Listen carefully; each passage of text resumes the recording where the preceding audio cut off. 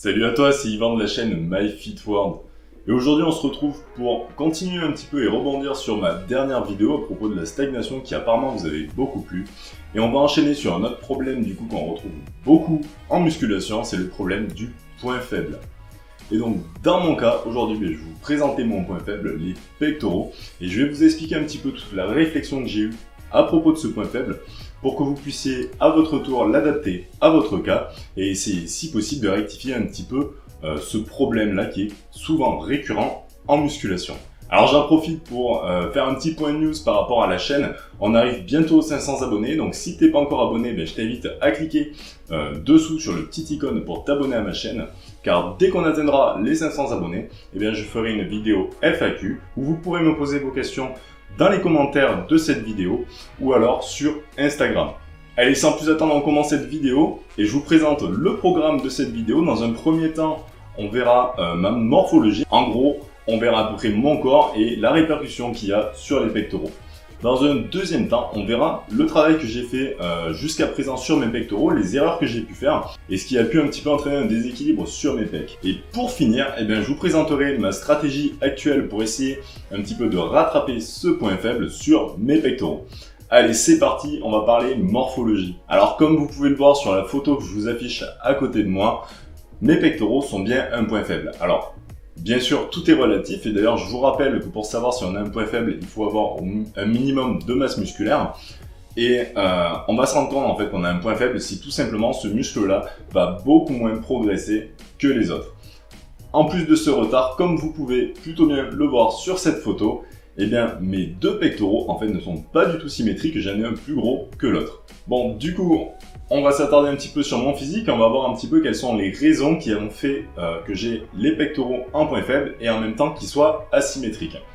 Donc premièrement, comme vous pouvez le voir, j'ai les épaules plutôt larges, j'ai de longs bras et en plus mon torse, si on le coupe et qu'on le regarde du dessus, est plutôt plat.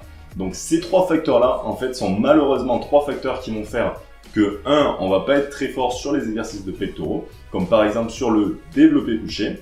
Et en même temps, c'est aussi trois facteurs qui vont faire en fait qu'on va avoir du mal à recruter ces muscles-là sur tous les exercices de base pour les pectoraux, au profit de l'avant d'épaule et des triceps. Malheureusement, il y a aussi un autre problème, c'est que forcément avec deux longs bras et un buste plutôt plat, l'amplitude du mouvement va être augmentée. Qu'est-ce qui va se passer en fait? Ça va rendre le mouvement beaucoup plus difficile et en plus ça va aussi augmenter les risques de blessures et notamment au niveau des épaules. Donc vous voyez déjà, rien qu'avec ça, on est mal barré. Deuxième point au niveau anatomique, je vous montre à côté une vidéo de mon poignet, c'est pas pour rigoler, c'est juste pour vous montrer en fait que j'ai un tout petit tour de poignet par rapport à ma taille, je fais 1m85 et ça, qu'est-ce que ça signifie? En fait, on sait très bien que le tour de poignet en fait est un bon indicateur de l'épaisseur osseuse en fait, de l'ensemble des muscles, de l'ensemble des os du corps. Donc qui dit muscles moins épais, dit aussi augmentation des risques de blessures et notamment encore une fois au niveau des épaules mais aussi des coudes, des poignets et à peu près toutes les articulations.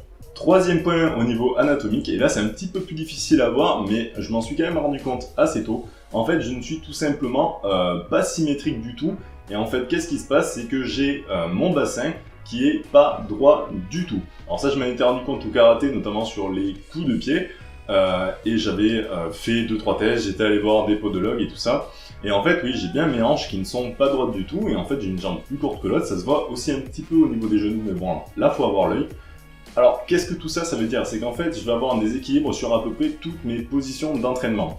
Alors, c'est assez difficile à mesurer l'incidence de ce facteur-là, mais je pense quand même que ça a une incidence à peu près sur la symétrie de mon corps. Et ça peut être une des raisons de la symétrie de mes pectoraux et à peu près de tous les muscles de mon corps en fait. Dernier point au niveau anatomique, et là aussi c'est un petit peu difficile à voir.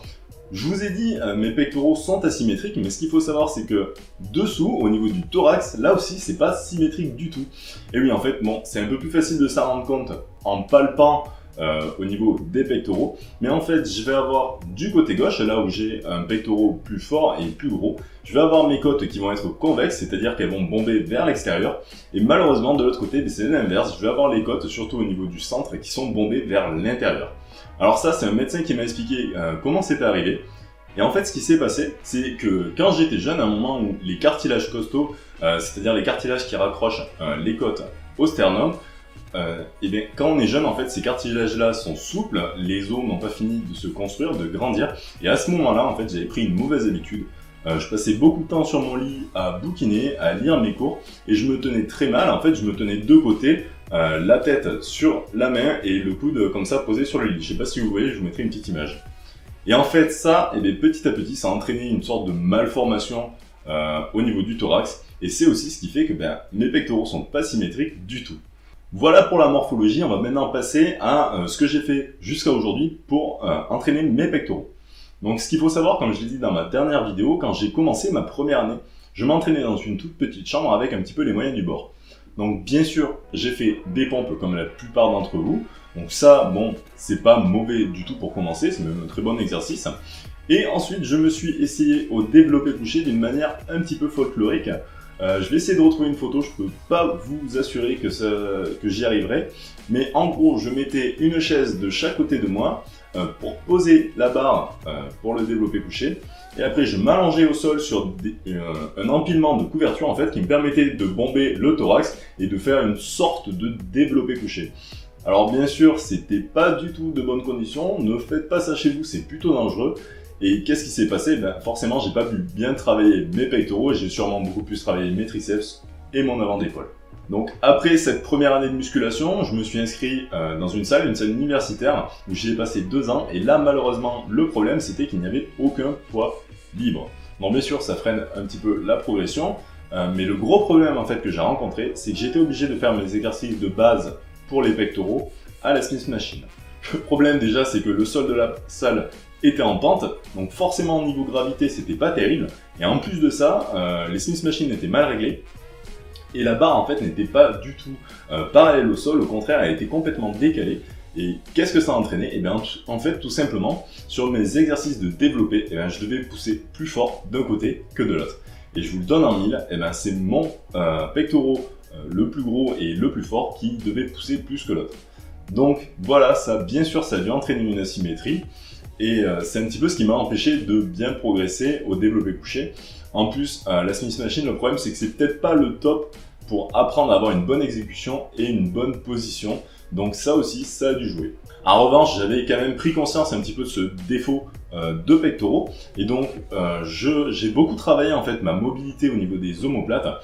Car comme je l'ai dit dans mon tuto musclé sur les pectoraux, ce qui est important pour bien recruter les pectoraux, c'est de tirer les omoplates durant toute la durée du mouvement. Et donc ça, je savais déjà faire dès ma 2e année, ce qui faisait que j'avais quand même un développé couché plutôt propre. Autre chose, à cause un petit peu du matériel de cette salle, et parce que j'avais du mal à développer mes pectoraux, eh bien je me suis mis à faire du développé décliné. Et ça, je pense qu'en ça a dû un petit peu sauver mes pectoraux. J'ai appris à les recruter et à ne pas trop utiliser mon avant d'épaule et mes triceps sur les mouvements de développé. Bon voilà pour la deuxième partie, on va maintenant passer à ma stratégie. Donc ce qu'il faut savoir, c'est que depuis septembre, je suis dans une vraie salle avec du très bon matériel. Et donc j'ai bien sûr cédé à la tentation de faire du développé couché à la barre enfin de manière libre. J'en ai fait pendant à peu près 4 mois. J'ai réussi à progresser, j'ai réussi à utiliser mes pectoraux, mais je pense que c'était pas forcément une très bonne idée, dans le sens où en fait je me suis de suite rendu compte que j'avais bien une asymétrie, notamment une asymétrie de force, et que quand je poussais ma barre, eh bien malheureusement j'ai un bras qui montait beaucoup plus fort que l'autre, et je devais compenser de l'autre côté avec mon épaule et mes triceps. Donc bien sûr, ça a un petit peu aggravé mon asymétrie. Et donc là, j'ai pris enfin la bonne résolution de me mettre développé couché avec halter. Alors je vais vous expliquer pourquoi j'ai fait ce choix-là et sur quel postulat de base en fait je suis parti. Tout simplement, je me suis dit que l'avantage des haltères, c'est de pouvoir désolidariser les 2 bras. Donc ça en fait, ça évite tout simplement tout mouvement de compensation sur les pectoraux. En plus, on est obligé d'adapter la charge à son pectoral, du moins au muscle le plus faible. Donc déjà, ça c'est pas mal, ça évite d'avoir un mauvais mouvement pour essayer de compenser et toujours monter la barre plus haut, et toujours charger plus la barre. Et en plus de ça, je me suis dit que tout simplement, l'avantage c'est que là, le véritable facteur limitant sur mon mouvement, ça sera le muscle le moins fort. Donc je vais arrêter le mouvement car lui, il aura bien travaillé. Et le muscle de l'autre côté, eh bien tout simplement, il va se maintenir, mais il va pas forcément beaucoup plus grossir. Donc ça, je pense que ça devrait être pas mal pour rattraper un petit peu l'asymétrie. Bien sûr, ça aurait été peut-être mieux de faire de l'unilatéral. Le problème, c'est que malheureusement, ça prend un peu de temps. Et étant étudiant, j'ai pas trop de temps à passer à la salle. Donc voilà, j'ai préféré fonctionner comme ça. Autre chose, j'ai aussi décidé de passer avec un travail aux haltères sur mes triceps et mes deltoïdes, qui bien sûr petit à petit ont suivi le mouvement et ça a créé des asymétries. En fait, du côté où mon pectoral est le plus faible, donc c'est mon pectoral droit, et bien mon épaule et mon triceps se sont un petit peu plus développés. Donc le fait de passer aux haltères, ben, ça va tout simplement avoir le même effet et je pense que je vais réussir un petit peu à équilibrer tout ça avec ce travail-là. Ensuite, le travail aux haltères, ça a aussi un intérêt, c'est que du coup, en fait, je vais pouvoir avoir peut-être un meilleur mouvement et un peu moins recruter l'avant d'épaule et mes triceps. Et donc, j'espère un petit peu plus travailler mes pectoraux avec ces mouvements-là. Alors, c'est un petit peu le début que je fais ça, mais déjà, je me suis rendu compte dès ma première série au développé couché que mon pectoral droit, donc le plus faible, et surtout à l'intérieur, me faisait mal pendant l'exécution. Mais c'était pas une mauvaise douleur, c'était plus la douleur en fait de fin de série quand t'en peux plus. Et bien lui, dès le début, j'ai senti ça. Donc en fait, ça m'a un petit peu rassuré, j'ai senti cette partie-là en plus congestionnée, ce qui n'arrivait quasiment jamais avant, et je me dis que c'était vraiment la bonne solution. Je pense que je dois avoir certaines cellules musculaires à cet endroit-là qui ne doivent pas être habituées à travailler, et voilà, on va croiser les doigts et j'espère que ça va un petit peu rattraper le mouvement. Bien sûr, je vous tiendrai un petit peu au courant de l'avancement, mais bon, ça va pas se faire du jour au lendemain, et je n'attends pas non plus d'avoir les pectoraux en point fort, et ça, malheureusement, l'anatomie, elle peut pas changer, donc on fait au mieux. Mais bon, en temps naturel, c'est assez difficile de rattraper complètement un point faible. Donc voilà pour cette vidéo, j'espère qu'elle vous aura plu, j'espère que vous aurez compris un petit peu mon cheminement et ma stratégie en fait pour régler ce problème-là et que vous pourrez l'adapter à votre cas. Dans les commentaires, dites-moi un petit peu si vous avez un muscle justement en retard et lequel. Je vous souhaite à tous une bonne journée et à plus.